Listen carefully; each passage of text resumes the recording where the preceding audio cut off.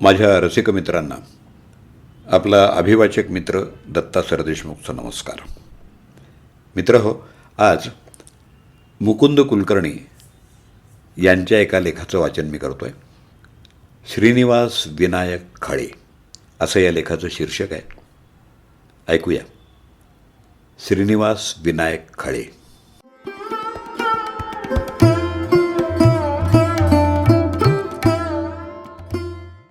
श्रीनिवासचं गाणं सुरू झालं आणि गाण्याचा मुखडा पुरा झाला की हा आता आपल्याला कुठं घेऊन जाईल याचा काही अंदाजच करता येत नाही. अंतऱ्याच्या 2 ओळी झाल्या की आपल्याला असा प्रश्न पडतो की हा मुखड्याला परत कसा येणार. तसे सगळेच परत येतात उड्या मारत, त्यातल्या काही माकडाच्याही असतात. पण हा येतो तो असा की एका डहाळीवरून फुलपाखरू जसं दुसऱ्या डहाळीवर जातं तसा हा अलगद मुखड्याला परत येतो आणि आपल्याला कळतच नाही की हा इथं आला कसा. मित्र हो, हे उद्गार माझे नाहीत, तर हे उद्गार आहेत महाराष्ट्राचं लाडकं व्यक्तिमत्व असलेले पु ल देशपांडे यांचे. हिंदुस्थानी शास्त्रीय संगीत समृद्ध करण्यात आग्रा, ग्वालेर, जयपूर अशा अनेक घराण्यांचं अमूल्य योगदान आहे. रसिकांना भावणाऱ्या भावगीताबद्दल म्हणाल तर त्या गीतांना अमरत्व बहाल केलं ते श्रीनिवास खळे या घराण्यानं. अहो, मराठी भावगीतांना अतिशय मोहक चाली लावून 6 दशकांहून अधिक काळ मराठी रसिकांवर मोहिनी घातली ती श्रीनिवास खळे उर्फ खळे काका यांनी. संस्कृत, गुजराती, बंगाली इत्यादी अनेक भाषांमधल्या गीतांना खळे यांनी स्वरबद्ध केलं आहे. त्यांचं खरं योगदान हे मराठी भावगीत या गीत प्रकारामध्येच आहे. बोलकी बाहुली, जिव्हाळा, पोरकी, पळसाला पाने 3 यासारख्या अतिशय मोजक्या निवडक मराठी चित्रपटांना खळे अण्णांनी संगीत दिलं. लता मंगेशकर आणि पंडित भीमसेन जोशी या दिग्गजांना घेऊन त्यांनी राम श्याम गुणगान हा गीतसमूह संगीतबद्ध केला होता. मधुसूदन जोशी यांच्याकडून खळ्यांनी संगीताचं प्राथमिक शिक्षण घेतलं. पुढं अता हुसेन खां, निसार हुसेन खां आणि फैयाज हुसेन खां अशा दिग्गजांकडून त्यांना शास्त्रीय संगीताची तालीम मिळाली. बडोदा आकाशवाणीवर संगीतकार म्हणून काही वर्ष नोकरी केल्यावर खळे अण्णा मुंबईत आले, पण त्यांना फारसं काम मिळेना. इथंच त्यांची ओळख दत्ता कोरगावकर यांच्याशी झाली. दत्ता यांचे सहाय्यक संगीतकार म्हणून त्यांनी काम करायला सुरुवात केली. काही चित्रपटांच्या संगीत दिग्दर्शनाच्या स्वतंत्र संधी त्यांच्याकडे चालून आल्या, मात्र ते चित्रपट कधीच पूर्ण झाले नाहीत आणि खळे काकांचे सगळे कष्ट पाण्यात गेले. त्या नैराश्यापोटी आपली पेटी विकून संगीताला रामराम ठोकावा आणि दुसरा काहीतरी नोकरीधंदा शोधावा अशा निर्णयाप्रत ते आले होते. अशा कठीण काळात त्यांच्या पत्नीनं त्यांना धीर दिला आणि या प्रसंगातून त्यांनी सुखरूप बाहेर काढलं. इसवी सन 1952 साली गोरी गोरी पान आणि एका तळ्यात होती ही त्यांची अत्यंत सुरेख 2 गाणी असलेली तबकडी प्रसिद्ध झाली. या दोन्ही रचना गदिमांच्या होत्या. मुळात या रचना लक्ष्मीपूजन या चित्रपटासाठी केलेल्या होत्या, पण ऐनवेळी तो चित्रपट बारगळला. खळ्यांनी लावलेल्या गीतांच्या चाली गदिमांना एवढ्या आवडल्या होत्या की त्यांनी HMVकडून वेगळी तबकडी बनवून घेतली.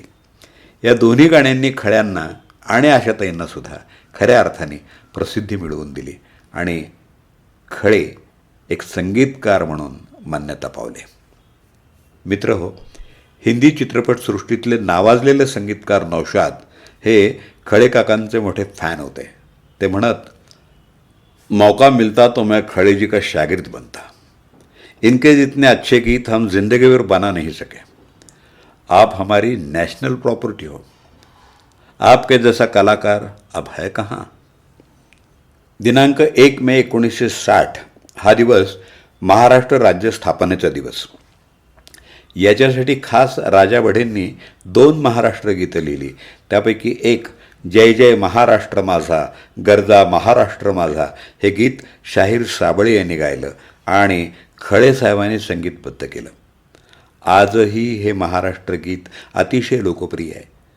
संगीत पाणीग्रहण या आचार्य अत्रे लिखित संगीत नाटकाला खळ्यांनी संगीत दिलं होतं.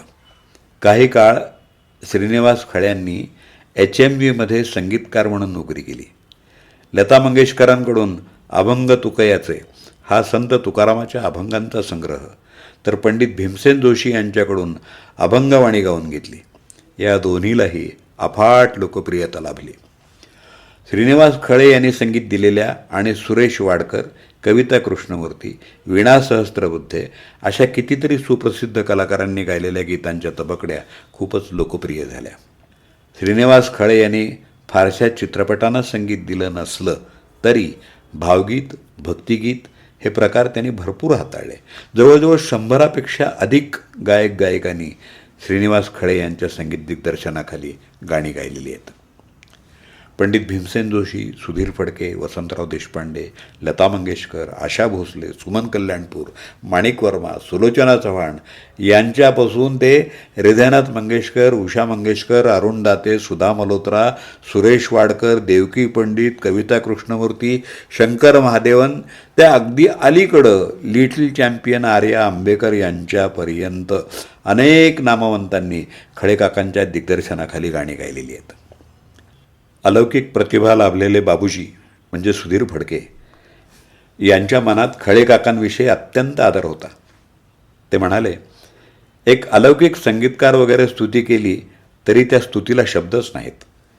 खळे म्हणजे खळेच. त्यांनी ज्या पद्धतीनं संगीत निर्माण केलं तसं करणारं कोणी नाही आणि पुढं होईल की नाही हे नियती काय करेल माहीत नाही.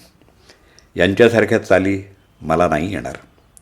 यांचं मी म्हटलेलं लळा जिव्हाळा शब्द चखोटे शिकताना मी मनात खरोखर घाबरलो होतो की यांच्या या गाण्यातल्या जागा माझ्या गळ्यातून निघतील असं मला नाही वाटत आणि आजही माझ्या त्याच भावना आहेत. मित्रहो, आपल्या प्रदीर्घ कारकिर्दीत खळेकाकांना अनेक पुरस्कार लाभले. भारत सरकारनं त्यांना पद्मभूषण या नागरी पुरस्कारानं सन्मानित केलं.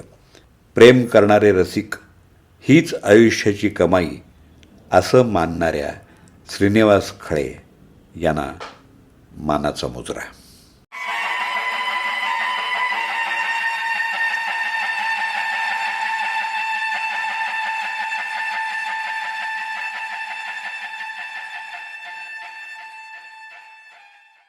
श्रीनिवास विनायक खळे या लेखाचं वाचन आपण ऐकलंत. लेखक मुकुंद कुलकर्णी, सोलापूर. त्यांचा व्हॉट्सअप नंबर 9421454888 9421454888. ही पोस्ट ऋषिकेश आयाचित, नाशिक यांच्या सौजन्यानं मला प्राप्त झाली. लेखाचं अभिवाचन दत्ता सरदेशमुख. 8329730186.